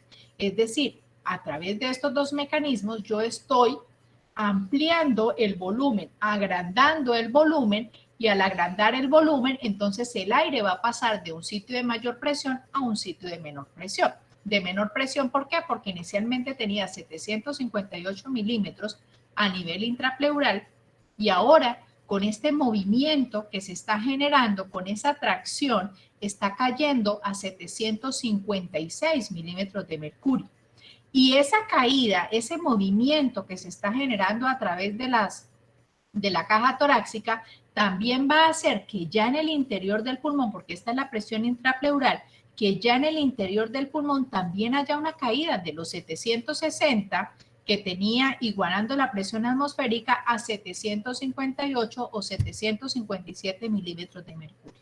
Entonces vean ustedes que a través de estos movimientos, que obviamente están comandados por un drive respiratorio a nivel del bulbo respiratorio, entonces estoy generando un cambio en el volumen para que para que se genere una diferencia de presión primero y esa generación o esa diferencia de presión que se ha generado me está permitiendo aplicar esa ley en la cual el gas se va a mover de un sitio de mayor presión a un sitio de menor presión, de un sitio de mayor gradiente a un sitio de menor gradiente. ¿Claro el concepto hasta ahí? ¿O se durmieron? Sí, profe. Bueno. Entonces, esa presión en las vías respiratorias se va a volver ligeramente positivo. Eso es en expiración. ¿Listo? Ahora, en expiración, entonces va a pasar el evento contrario. Entonces, la presión se va a hacer positiva, es decir, va a superar la presión atmosférica. Voy a pasar de 760 a 762 y el aire sale de pulmón. ¿Y por qué sucede eso? ¿Por qué es que se hace más positivo? Primero, porque el diafragma se contrae. Y al contraerse el diafragma, entonces está subiendo. Y eso es como cuando coges una esponja y la coges con la mano, la aprietas. Más o menos es lo mismo. Entonces, sube el diafragma y al subir el diafragma se está disminuyendo el espacio, está disminuyendo ese volumen, pero la presión se está incrementando, que es el ejemplo de los pistones que veían ustedes en el libro. Entonces la presión se hace ligeramente positiva y volvemos al mismo concepto. Hay una diferencia de presión un gradiente mayor frente a uno menor. Mayor en los pulmones en ese momento, menor en la atmósfera, y es lo que hace que el aire salga de los pulmones. Durante la respiración tranquila, la expiración es pasiva, porque no se contrae ningún músculo que disminuya el nivel intratorácico. Sin embargo, hay cierta contracción de los músculos inspiratorios al comienzo de la expiración. En la inspiración, para que el aire fluya hacia el interior de los pulmones, la presión dentro de estos debe ser inferior a la atmosférica, ya lo vimos, lo que se consigue aumentando el volumen de los pulmones, ya lo explicamos. Entonces, la presión de un gas en un compartimiento cerrado va a ser inversamente proporcional al volumen del recipiente, ¿sí? Entonces, la presión de un gas va a ser inversamente proporcional. Si yo tengo un volumen pequeño, la presión del gas será mayor. Eso es lo que es inversamente proporcional. Pero si tengo un volumen grande, que es lo que estoy consiguiendo en la inspiración, cuando se baja el diafragma, se horizontalizan las costillas, eso me aumenta el diámetro anteroposterior del tórax y la presión baja, ¿cierto? Dentro del pulmón, lo que facilita que ingrese a una presión mayor desde la atmósfera hacia los pulmones. Es decir, que si el volumen de un recipiente cerrado aumenta, tórax, pulmones, reja costal, diafragma, la presión del gas en el interior del recipiente disminuye. Pasamos de 758 intrapleural a 756 y de 760 dentro del alvéolo a 758, 757. La presión bajó, ¿cierto? Y si disminuye el volumen del recipiente, pues la presión va a aumentar, que es el evento contrario en la expiración, donde se va a dar ese movimiento de rebote, porque acuérdense ustedes acá lo estamos viendo como eventos aislados, pero aquí volvemos a aplicar el principio del caucho. Allá cuando hablábamos de la actina, la miosina, lo mismo en estos músculos. Entonces, tengo un estiramiento, estoy consiguiendo un objetivo que es aumentar el volumen de la caja torácica, pero el efecto que voy a tener finalmente va a ser la contracción del músculo, y al contraerse el músculo, entonces voy a tener una disminución del recipiente, es decir, de los diámetros anteroposteriores del tórax, hace que la presión se aumente respecto a ¿quién? A la presión atmosférica, y esa es la manera como sale el aire de los pulmones. Ahora vamos a empezar a hablar de las leyes, que ahí el compañero se me estaba adelantando un poquitico. La ley de Boyle realmente se denomina ley de Boyle y Mariotte. Fue descubierta por Robert Boyle en 1662. Ed Mariotte también llegó a la misma conclusión que Boyle, pero no publicó sus trabajos hasta 1676. Y esta es la razón, o sea, los dos en su momento estaban trabajando sobre lo mismo. Y los dos en su momento llegaron a la misma conclusión. Solo que Mariotte no hizo su publicación sino hasta 1676. Más de 10 años, 14 años después, pero como en esa época no teníamos internet y como el correo se demoraba meses en llegar, donde él publicó y donde Mariotte publicó, así hubiese habido toda esta diferencia de tiempo, entonces se pudieron dar cuenta de que habían sido dos descubrimientos independientes sobre el mismo concepto, y por eso se le dio el crédito también a Mariotte. Y esa es la razón por la que en muchos libros se encuentra la ley con el nombre de Boyle y Mariotte. La ley de Boyle y Mariotte establece que la presión de un gas en un recipiente cerrado es inversamente proporcional al volumen del recipiente, siempre y cuando la temperatura sea constante. ¿Chuleada la primera ley de los gases? Bueno, la primera es la de Dalton. Pero dentro del pulmón, ¿chuleada? Sí. Sí. Bueno. Entonces, aquí tenemos esta gráfica, no sé si es de libro guía. Entonces, aquí tenemos pues la explicación. Entonces, aquí tengo una curva de presión-volumen, ¿ok? Aquí tengo una curva de presión-volumen. Entonces, aquí tengo el gas, aquí tengo una temperatura constante. Entonces, ¿qué estamos observando acá? Aquí me está diciendo, mire, la temperatura es constante en todos. Ahí dice como 25 grados centígrados, seguramente en todos. Entonces tengo la presión, miren ustedes acá, este es el émbolo, cuatro pesitas que van a generar la presión, y aquí tengo el gas. Entonces, a menor volumen, ¿cierto? Menor volumen, yo voy a tener mayor presión del gas siempre y cuando la temperatura sea constante. Nos vamos acá al final. A mayor volumen, porque miren la flecha para dónde va, miren todo el volumen que tengo, y a menor presión respecto a lo que tenía acá arriba, miren ustedes, voy a tener, a menor presión, voy a tener mayor volumen, ¿cierto? O a mayor volumen voy a tener menor presión. Y el punto intermedio va a ser este, el que tenemos nosotros acá. Las diferencias de presión provocadas por los cambios en el volumen de los pulmones obligan al aire a entrar. ¿Por qué? Porque va a movilizarse de un sitio de mayor gradiente a menor gradiente o de mayor presión a menor presión. Y esto ocurre cuando inspiramos y sale pues cuando expiramos. El primer paso en la expansión de los pulmones durante la inspiración normal implica la contracción de los principales músculos inspiratorios, que son ¿cuáles? El diafragma es el principal, pero ahí también metemos a los intercostales externos. Aquí tenemos el diafragma. El diafragma tiene esta característica, tiene la forma de un paracaídas. Aquí ustedes lo observan. Y miren ustedes la ubicación del diafragma. Aquí tengo la clavícula, primer arco costal. Entonces, por aquí tengo primer espacio, segundo espacio, tercer espacio. Primer espacio, segundo espacio, tercer espacio, cuarto espacio, quinto espacio intercostal. Más o menos a este nivel es donde yo voy a tener diafragma. Entonces, tiene dos huequitos. El huequito por donde pasa el esófago, tiene tres. El esófago, ¿cierto? Acá, ya cuando va a pasar para el estómago, voy a tener el de la cava, sí señor, y voy a tener el de la aorta. Esos van a ser los huequitos que vamos a encontrar aquí. Este músculo va a estar inervado por el frénico. ¿Qué es el hipo? ¿Y cómo se produce el hipo? Cuando se descoordinan los dos nervios, o sea, la inervación activa de los dos nervios frénicos, creo. No. Pues, profe, voluntarias del diafragma. ¿Qué dice Google?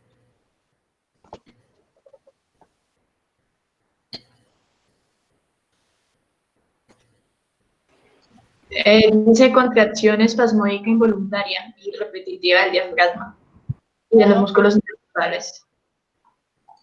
Ok. ¿Y qué pasa cuando se contrae de manera involuntaria el diafragma?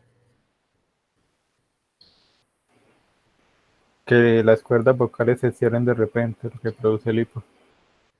Exacto, se produce ese sonido, ¿cierto? Sí. Y eso se produce generalmente por una irritación del frénico.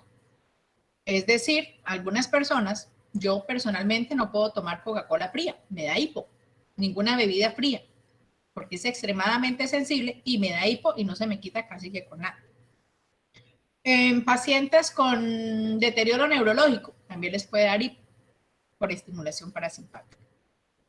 Los segmentos cervicales que inervan este músculo son 3, 4 y 5. Entonces, ¿qué pasa si un paciente recibe un impacto de bala a nivel de C3? Médula, C3. ¿Qué pasa si alcanza a llegar vivo al hospital? Pues no sería capaz de respirar por sí mismo, ¿no? Exacto. Entonces ese paciente se va a morir. O si pudo ser atendido oportunamente, se intubó, porque es que el músculo de diafragma es fundamental para la respiración. El paciente que no tenga inervación de diafragma no va a poder respirar, porque estos cambios de presión que estamos viendo son generados por el diafragma, principalmente. Entonces, si no hay una inervación, si hay un daño en el movimiento del diafragma, en él como estructura, un hueco, una herida por arma blanca a nivel abdominal que rasgó el diafragma, un disparo que le hizo un hueco al diafragma, o una lesión nerviosa que impide que el diafragma se mueva, el paciente no va a poder respirar, porque necesitamos de él para que se generen esas diferencias de presión y se generen todos los procesos que hemos estado viendo. ¿Correcto? Entonces, en la inspiración, como les decía, él desciende 1 centímetro produciendo la diferencia. Miren, 1 centímetro, pero ocasiona una diferencia de 1 a 3 milímetros de mercurio. Entonces, si normalmente tengo 758 a nivel intrapleural y le resto 3, ¿cuánto me da? 755, o sea que en inspiración, esos son los principios, y los números no salen así porque al autor, al que hizo la gráfica se le ocurrió ponerlas, sino precisamente de todos estos estudios. Entonces, con 3 o 4, algunos libros pueden decir que 4 milímetros de mercurio, entonces de 758 baja a 754. Y el alvéolo baja de 760 a 757 o 756.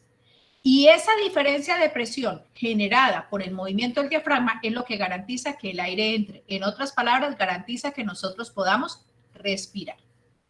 La inspiración forzada desciende hasta 10 centímetros, lo que va a producir una diferencia de presión de 100 milímetros de mercurio. Imagínense ustedes esta diferencia tan importante. Ni siquiera es el 10%, es como el 300% lo que alcanza a ser. Y la inspiración de 2 a 3 litros de aire. Entonces, normalmente esto con 500 mililitros de aire. ¿Y esos 500 mililitros de aire les parece a ustedes que es un volumen normal?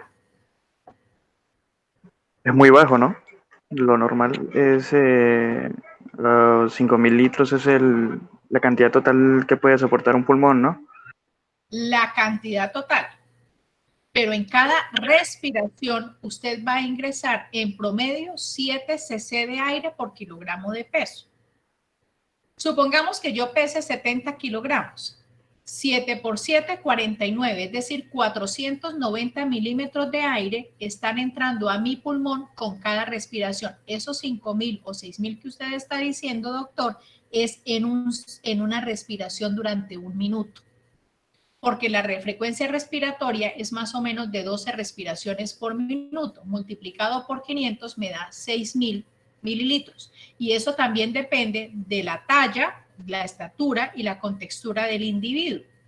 A un niño no le entran los 5.000 o los 6.000 litros en el minuto, ni le van a entrar los 500 mililitros en el minuto.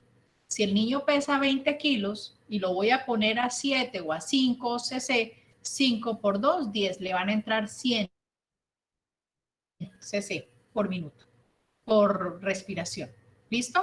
Por 12 respiraciones le entran 1.200 frente a los 6.000 que le están entrando a usted. ¿Ok?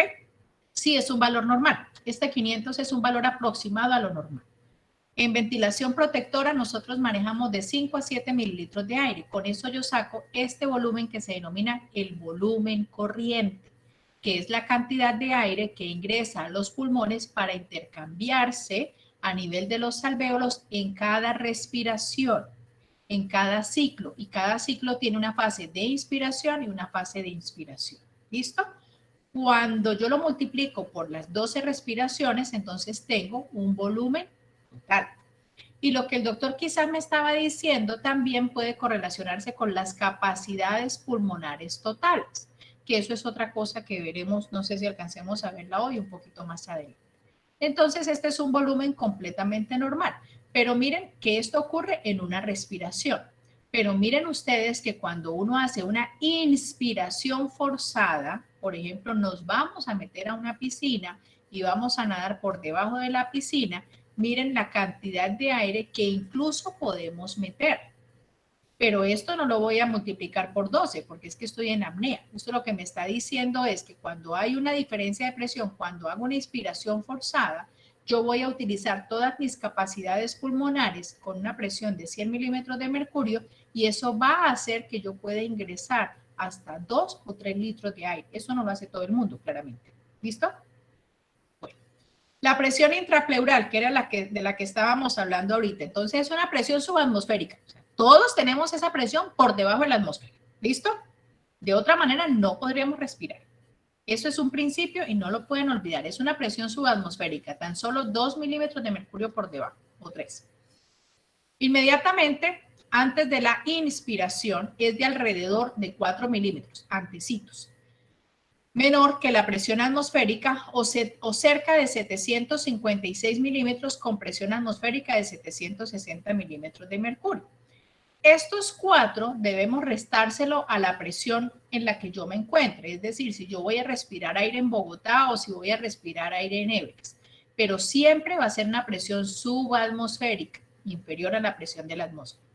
Con la contracción del diafragma y los músculos intercostales, entonces, ¿qué estoy haciendo? Aumentando el tamaño total de la cavidad torácica y, por lo tanto, disminuye la presión intrapleural a 754. Tenía 756, algunos libros dicen 758 o 757, y si nos basamos en esto, pues lo vamos ajustando, ¿cierto? A veces eso sí depende de los experimentos que se hayan hecho, de la extrapolación de esos estudios en asiáticos, en americanos, entonces puede depender un poquito de eso.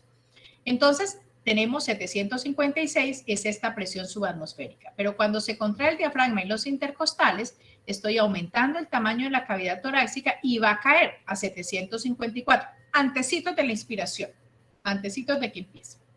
Entonces, ingresa el aire a los pulmones, se ha aumentado el volumen de los pulmones y la presión alveolar intrapulmonar cae de 760 a 758, o sea, la de los alvéolos. La otra era la de las pleuras, la intrapleural. Y esta es la que está dentro de los alvéolos. Cae de 760, porque recuerden que cuando yo estoy en apnea, 760 atmosféricos, 760. No hay diferencia de presión. Necesito que caiga esta aún más, porque ya es subatmosférica, para que se aumenten todos estos diámetros, se mueve el diafragma y de esa manera consiga que esta presión caiga un poquito más, y eso es lo que hace que finalmente se establezca esa diferencia de presión entre la atmósfera y los alvéolos, porque esta ya estaba establecida. Necesito es que se establezca esta. Como el aire fluye de una región de mayor presión a otra de menor presión, entonces va a dar lugar a la inspiración. Esta es la grafiquita que tenía para mostrarles. Aquí en inspiración, esta flecha roja nos está mostrando que el aire ingresa a los pulmones. Perdón un segundito.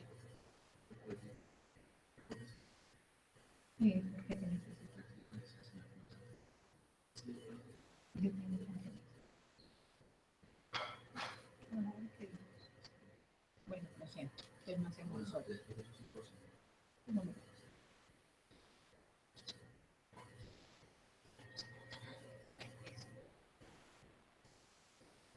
Perdón. Entonces, aquí ustedes están viendo que el oxígeno está entrando, entra por la tráquea. Miren ustedes la forma de las costillas, ¿sí ven? Que están así como caíditas, esa es su forma natural. Aquí tenemos entonces el esternón, aquí tenemos los cartílagos osteocondrales y tenemos las flotantes, que son estas que van a estar por acá unidas. Y miren los músculos intercostales. Entonces, cuando se hace la inspiración, esta presión intrapleural, que era la que tenía por aquí de 756, 758, está presente, está presente. Entonces, se mueve el diafragma, aumenta el espacio, el volumen en la cavidad torácica y simultáneamente con esto se contraen los músculos intercostales. Al contraerse van a jalar las costillas, las van a horizontalizar y se aumentan los diámetros anteroposteriores, es decir, en todos sentidos se van a aumentar los diámetros anteroposteriores y es lo que hace que la presión aquí dentro del alvéolo, dentro del pulmón, pase de 760 a 758 y el aire ingrese y se dé el intercambio gaseoso. Entonces, recuerden que estos son músculos, recuerden que tenemos un retroceso elástico de los músculos, actina y miocina. Y estos son movimientos sincronizados también a través del bulbo respiratorio. Entonces, durante estas fracciones de segundo que se está dando la inspiración, entonces viene el retroceso elástico, ¿cierto?, del diafragma y él otra vez asciende. Al ascender, ¿qué está pasando? Está disminuyendo el volumen. Estos músculos ya no se van a contraer, ¿cierto? Se van a relajar y otra vez caen las costillas. Al caer las costillas, entonces los diámetros están disminuyendo de la caja torácica. Entonces la presión intraalveolar, porque la otra es subatmosférica, la presión intraalveolar sube. Ya pasó de 756, de 758, que era a donde había llegado en la inspiración, ahora va a pasar a 762. O sea que su presión va a ser mayor que la presión atmosférica y por diferencia de presiones el aire va a salir de los pulmones. Perdón por ser tan repetitiva, pero es que este concepto es súper importante. 760, 756, lo que les estaba diciendo, dependiendo de la gráfica, del autor o de los estudios, de la población en la cual se hayan hecho estos estudios, tenemos 4 milímetros de presión transpulmonar. Entonces, esa presión intrapleural también se llama presión transpulmonar. En inspiración, 757 cayó, miren, tenía 756 que era la subatmosférica y los 3 milímetros de mercurio que me está dando el descenso del diafragma, entonces se los voy a restar, ¿sí? 760, 756, 754, 753, no vamos a pelear por eso. Y este número me está diciendo respecto a la presión atmosférica. Entonces cayó un poquito más la presión subatmosférica normal de las pleuras y la de los pulmones, la de los alvéolos, que era de 760, cayó a 753, aquí sí reflejando muy bien el movimiento del diafragma y entonces el aire ingresa a los pulmones. Cuando estamos en la expiración, los eventos contrarios, entonces se sube esos mismos 3 milímetros partiendo de 760, ese movimiento del diafragma sube a 763, se da la exhalación y la presión intrapleural vuelve a su valor normal, que era subatmosférica. Y aquí tenemos los eventos que están ocurriendo en reposo. La expiración. Entonces, la expiración también se debe a un gradiente de presión, pero en este caso el gradiente ocurre en la dirección opuesta. La presión en los pulmones es mayor que la presión atmosférica, ya lo estábamos viendo aquí, 763. Es un proceso que se llamaba en algún momento pasivo, pero realmente hoy no se considera que sea tan pasivo. La expiración es producida por la retracción elástica de las paredes, de la pared del tórax, y los pulmones que tienen una tendencia natural a retraerse nuevamente después de su expansión. Las fuerzas que dirigidas hacia adentro contribuyen a la retracción elástica, ¿cuáles son? Primero, el retroceso de las fibras elásticas que fueron estiradas durante la inspiración, o sea, estoy hablando de los músculos intercostales, estoy hablando del diafragma, y la tracción hacia adentro de la tensión superficial ejercida por la capa de líquido alveolar, es decir, por la sustancia tensoactiva. Entonces, habiendo hecho este análisis, tenemos que hay unos factores que van a afectar a la ventilación pulmonar. El primero de ellos va a ser la tensión superficial, es decir, la cantidad de surfactante, o sea, la tensión superficial va a ser el evento. ¿Y eso de qué va a depender? De la cantidad de sustancia tensoactiva que sea producida por los neumocitos tipo 2. El otro factor va a ser la distensibilidad pulmonar, esa capacidad que tenga el pulmón de distenderse en respuesta a estos estímulos, y aquí pues podemos tener una cantidad de enfermedades que pueden alterar esa distensibilidad, como por ejemplo el EPOC, pacientes que han fumado mucho tiempo. Y el tercer evento va a ser la resistencia de las vías aéreas. Y aquí entonces esa resistencia de las vías aéreas la voy a medir a través de la presión alveolar menos la presión atmosférica dividido sobre la resistencia. ¿Cuáles son los tipos de respiraciones que tenemos? Tenemos una respiración costal, una respiración diafragmática, entonces costal. Entonces hay un movimiento de las costillas más notorio. Diafragmática, entonces se observa como un acompañamiento con el abdomen. La tos, el estornudo, el suspiro, el bostezo, el sollozo, el llanto, la risa, el hipo y la maniobra de Valsalva. ¿Qué es la maniobra de Valsalva? Profe, eso no se utiliza para cuando una persona está atragantada. No. No. Es cuando eso también se usa para medir los latidos cardíacos. Es que se tapa la nariz y la boca e intenta sacar el aire con fuerza, si no estoy mal. Claro, sí, señor. Eso es un tipo de maniobra de Valsalva. El esfuerzo que se hace a la defecación es una maniobra de Valsalva. Entonces, es una manera de modificar la respiración según una necesidad.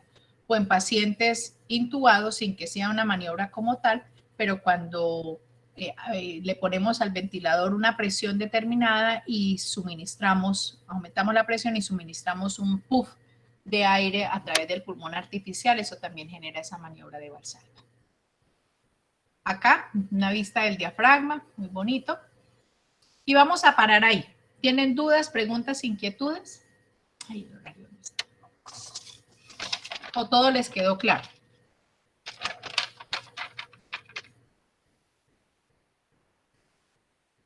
¿Hola? Todo claro, profe. Por ahora todo bien, profe. Bueno, entonces, a ver, nos organizamos. Hoy es viernes, ¿qué? ¿23? Sí, señora. Sí, señora. Viernes 23. Entonces, el lunes nos vemos a las 6 de la mañana.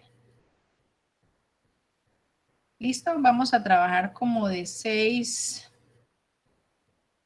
a 7 y media para avanzar otro poquito. Y el martes sí tenemos clase toda, pues a la 1 de la tarde para avanzar con esto. Les voy a mandar el caso clínico de neuro para que lo desarrollen este fin de semana y me lo van a terminar el lunes en la mañana. ¿Listo?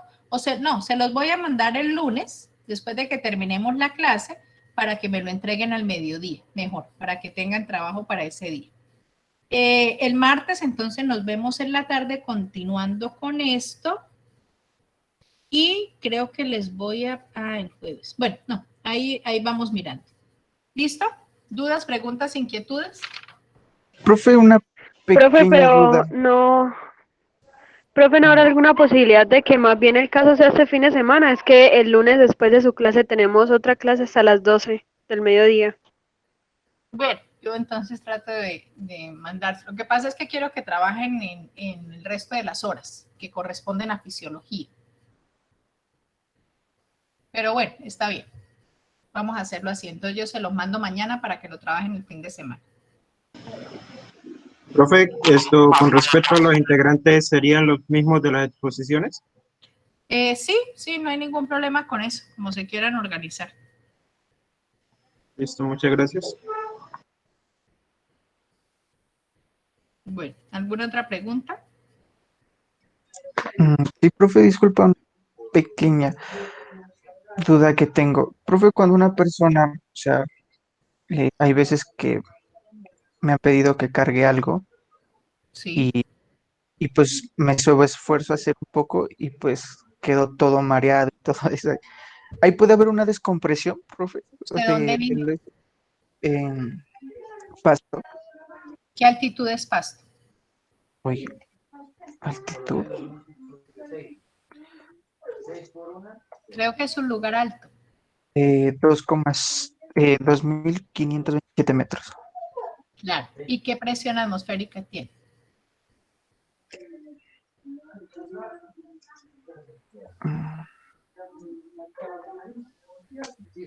Tiene una presión atmosférica más o menos. Ay, no lo encuentro, profe. De 547 milímetros de mercurio a 540. 547. Es parecida a la de Bogotá. Y la otra pregunta que sería importante sería saber cuál es su nivel de hemoglobina. Uno esperaría que estuviera por encima de 15 por la altitud en la que usted está. Entonces, la explicación para ese mareo ante un esfuerzo es que probablemente pudiera tener un nivel de hemoglobina por debajo del requerido para esa altitud y es lo que le impide realizar ese tipo de actividades sin que le dé mareo. ¿Me hago entender? Porque ese mareo que usted refiere puede estar relacionado con usted está haciendo una actividad adicional a la que no está acostumbrado. Entonces está consumiendo mayor cantidad de oxígeno a una altitud mayor con una concentración de hemoglobina menor, lo que hace que se altere el transporte. La cantidad de oxígeno que se transportaría sería menor y sería menor respecto al esfuerzo que usted está haciendo, ¿cierto? Porque en ese momento está consumiendo más oxígeno porque está levantando una carga, está caminando unos metros, está haciendo una actividad. Entonces, eso termina ocasionando un pequeño estado de hipoxia transitoria y por eso le puede dar mareo. Entonces, nos faltaría mirar si es que tiene un nivel de hemoglobina bajo o tiene algún problema con transportador. Que no sería, pues usted viviendo allá, debería tener pues un buen nivel de hemoglobina, ¿no? Uno asume, pero eso, la anemia está en todos lados. Entonces, sería más eso, revisar las razones, que eso sería lo elemental, ¿no? Empezar a buscar las causas elementales. pero como están asociadas a un esfuerzo que está consumiendo más oxígeno, pues lo que uno piensa es que puede haber problemas con el transportador. Con la altitud no, porque usted es de allá, usted vive allá. Si yo voy para Pasto y bajándome del avión voy a cargar las maletas al hombro, me desmayé, porque es que ni tengo el nivel de hemoglobina ni estoy acostumbrada a esa altitud. Entiendo. ¿Listo? Puedes Entonces, ampliar un poquito el concepto con el mal de montaña, Ah, ya. para que puedas entender lo que estoy diciendo como con más claridad. El mal de montaña. Eso tiene que ver también con lo del mal del buzo también, profe. Ese es otro concepto, pero sí sí, obviamente pues están ¿Sí están relacionados. relacionados? Uno hacia un lado y el Entiendo. otro hacia el otro lado. Claro, uno es de ascenso por... Exacto, del Vale. ascenso por inmersión. Que igual eso lo vamos a ver, pero más adelante, pero para satisfacer su curiosidad. ¿Alguna otra Vale, pregunta?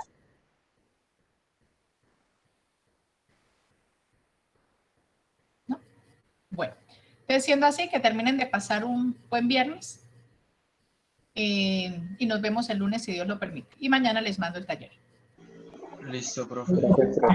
Listo, profe, gracias. Hasta luego, profe. Luego, profe, buena tarde.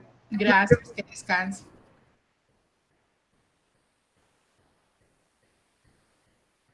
Hasta luego, profe. Hasta luego, que descansen. Hasta luego, buenas tardes. Buena tarde.